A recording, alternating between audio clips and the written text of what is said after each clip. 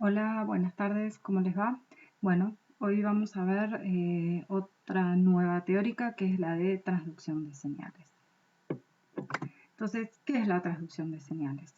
Podemos, digamos, acá les voy a presentar una serie de distintas definiciones, algunas se pueden ser un poco redundantes, y la idea es que vayamos tratando de generar nosotros mismos una definición de lo que es la traducción de señales, ¿sí?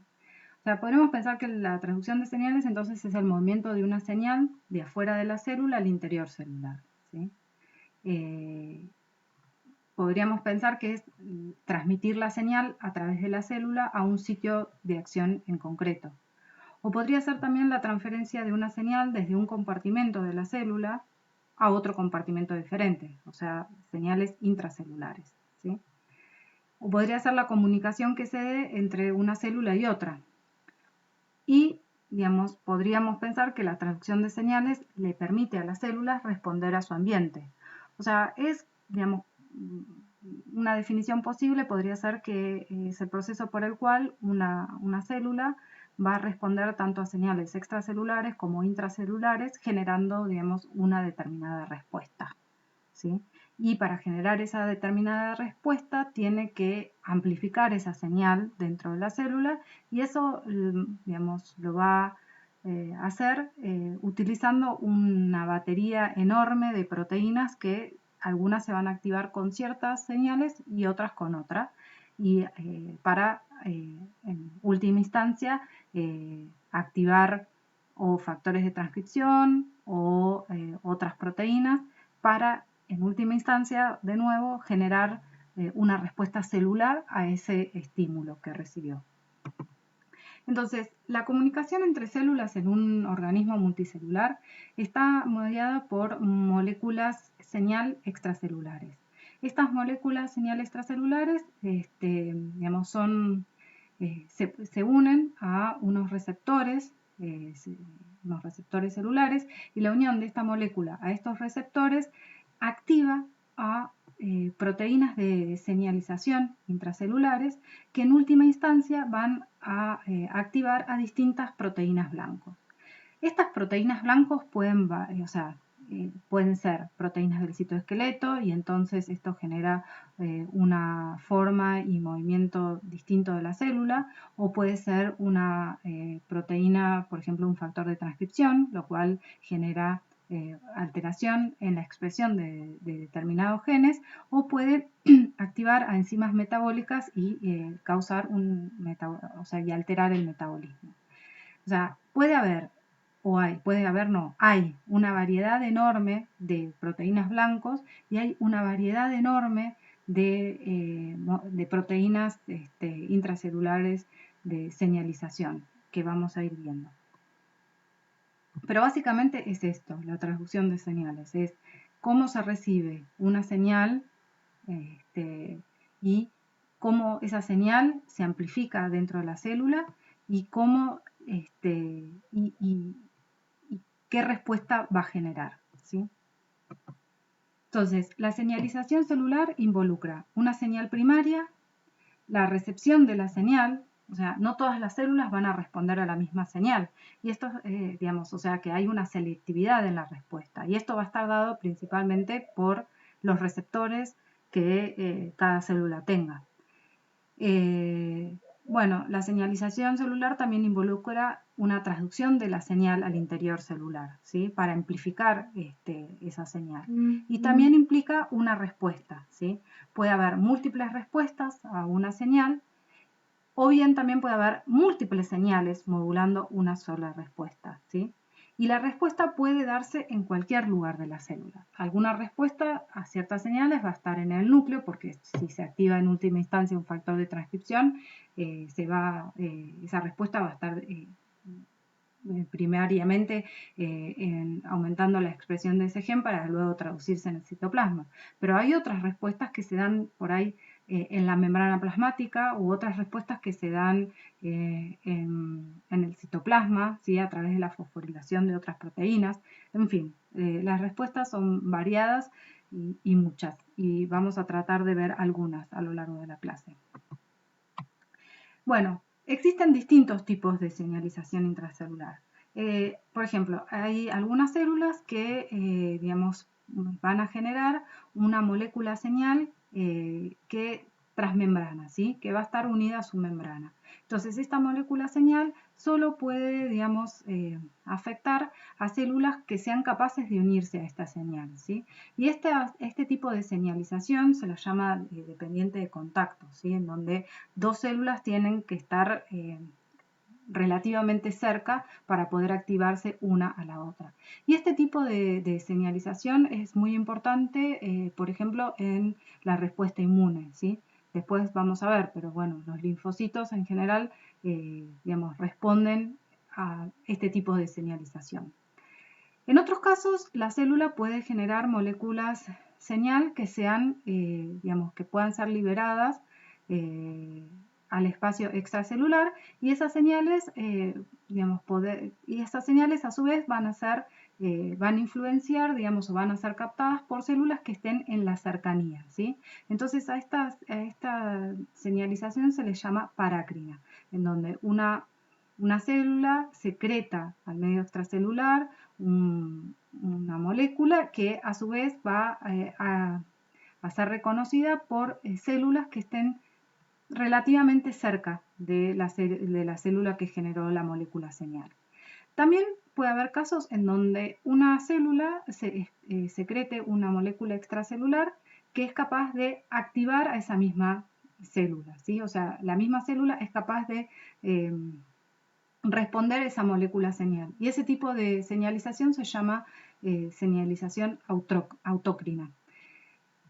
Hay otro tipo de señalización que se llama señalización endocrina, en donde células endocrinas en general van a producir moléculas señal, que son hormonas, que son capaces, digamos, de viajar por el torrente sanguíneo y activar moléculas que están lejos de la célula que originó esa hormona, ¿sí?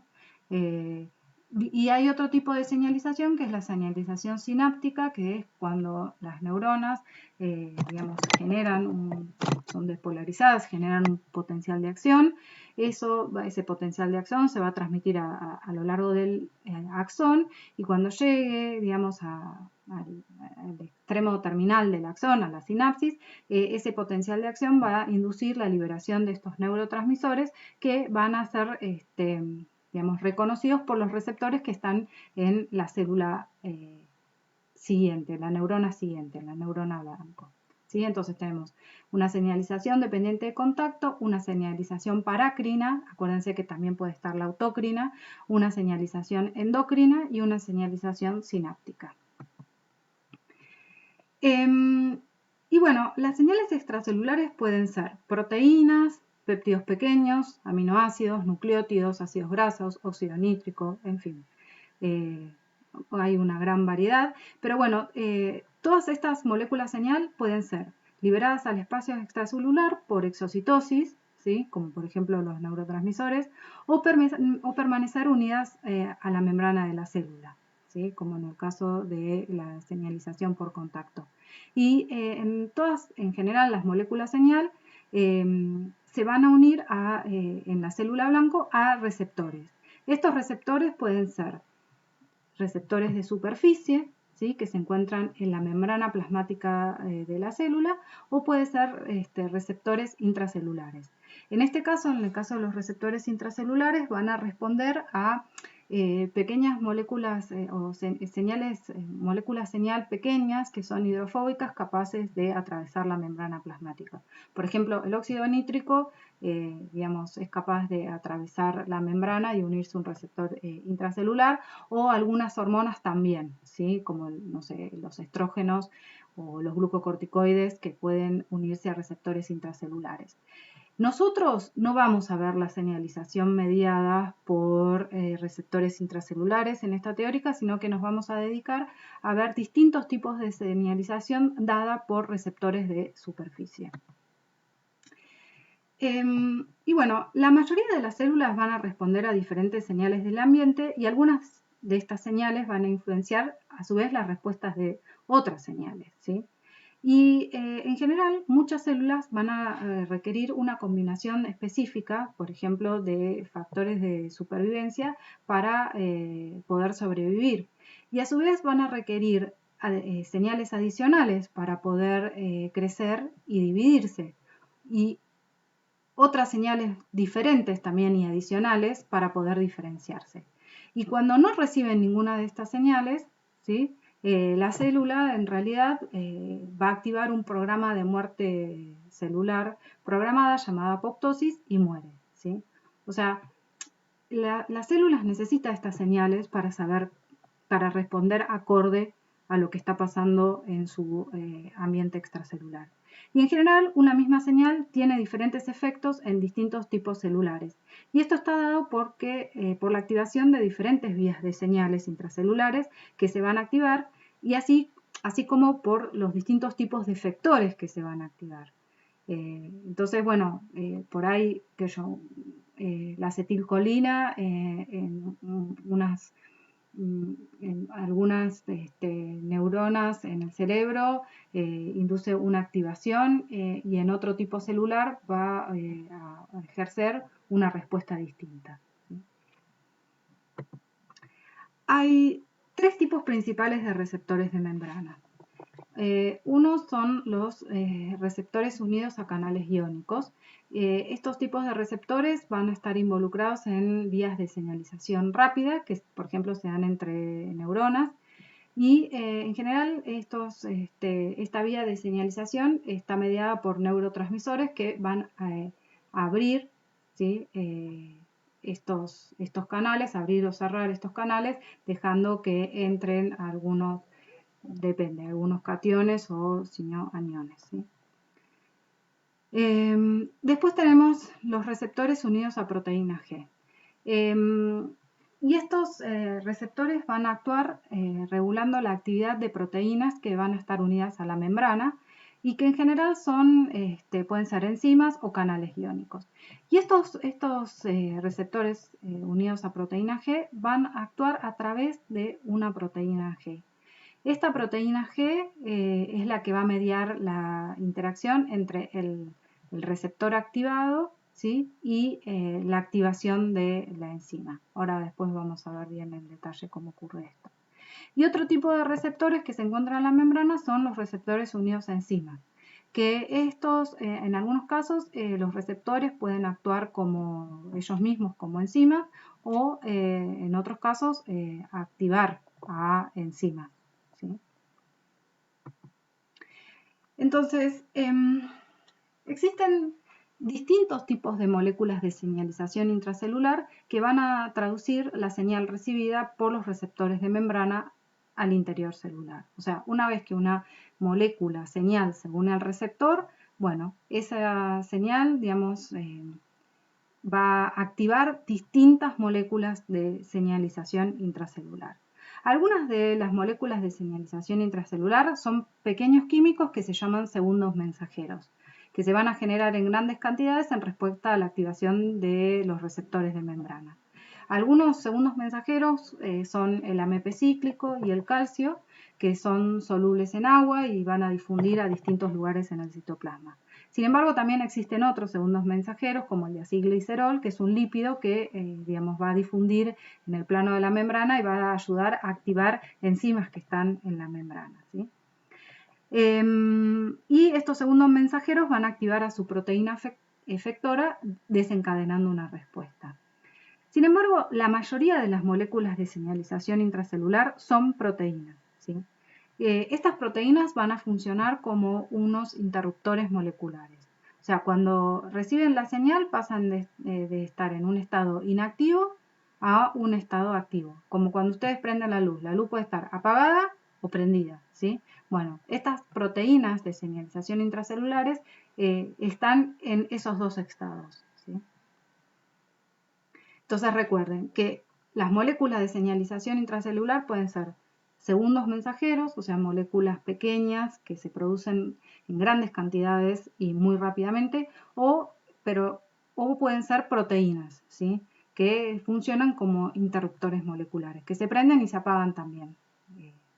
Y en general es bastante rápido eso. Bueno, existen dos grandes grupos de proteínas que funcionan como interruptores moleculares. Digamos, que son el grupo de las proteínas quinasas y el grupo de las proteínas de unión AGTP. Dentro del grupo de las proteínas quinasas se encuentran las trionin-serinquinasas, es decir, proteínas que van a agregar fosfatos a los grupos oxidrilos de las treoninas o las serinas. También están las tirosinquinasas, que son proteínas quinasas que van a agregar fosfatos a los grupos oxidrilos de las tirosinas. Y en general, las proteínas quinasas están organizadas en cascadas que se van a activar unas a otras por fosforilación. Después vamos a ver. Y son muy conocidas, se llaman las cascadas de MAP quinasas, que por ahí alguno escuchó alguna vez nombrar. Y dentro del grupo de unión de proteínas de unión AGTP hay dos grupos principales de proteínas, que son las proteínas de unión AGTP triméricas grandes, ¿sí? Y las GTPasas monoméricas pequeñas. Los dos grupos distintos de proteínas de unión AGTP están reguladas en general, por otras proteínas que son, o sea, tanto estas, las triméricas, ¿no? Que acá se ejemplifica las proteínas triméricas de unión AGTP, como las GTPasas monoméricas, van a estar reguladas a su vez por otras proteínas, que son las proteínas GAP, que son las GTP Activating Proteins, que en realidad lo que van a hacer es van a llevar a la proteína a un estado inactivo, ¿sí? ¿Por qué? Porque aumenta la hidrólisis del GTP.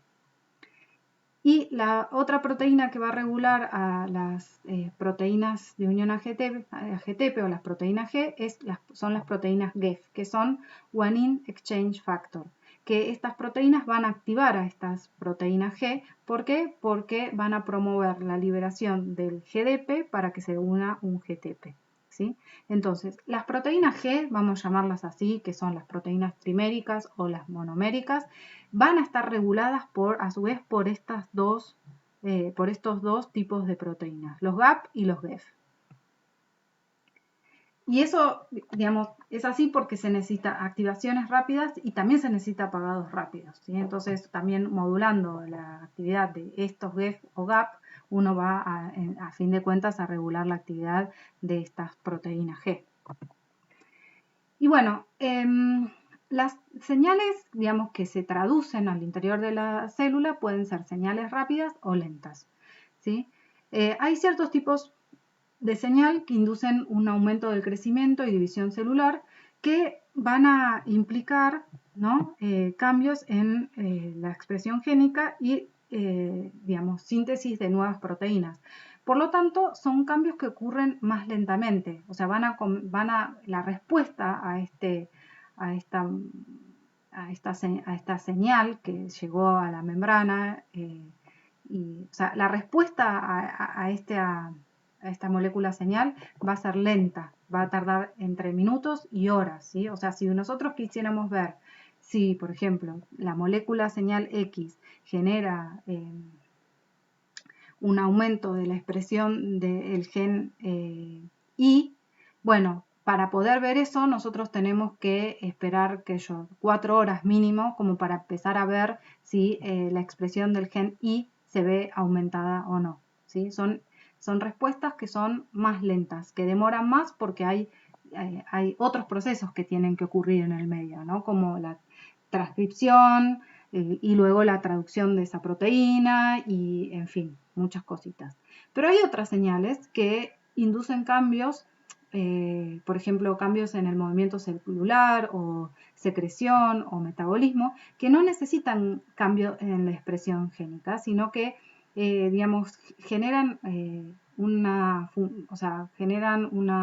un cambio en la función de proteínas, ¿sí? Por ejemplo, moléculas señales que van a, no sé, inducir el crecimiento del citoesqueleto, con lo cual eso tiene que ser algo rápido y eso se genera por ahí mediante distintos tipos de fosforilaciones de proteínas. Bueno, esos cambios, ¿sí? Ese cambio va a ser rápido, ese cambio va a ocurrir dentro de segundos o minutos. O hay otras señales que, por ejemplo, aumentan muy rápidamente los niveles de AMP cíclico, los de calcio, ¿sí? Entonces, esas son señales que ocurren dentro de los segundos o los milisegundos, ¿sí? Entonces, bueno, eso, como que no todas las respuestas se generan de igual manera. Algunas son más lentas, otras más rápidas.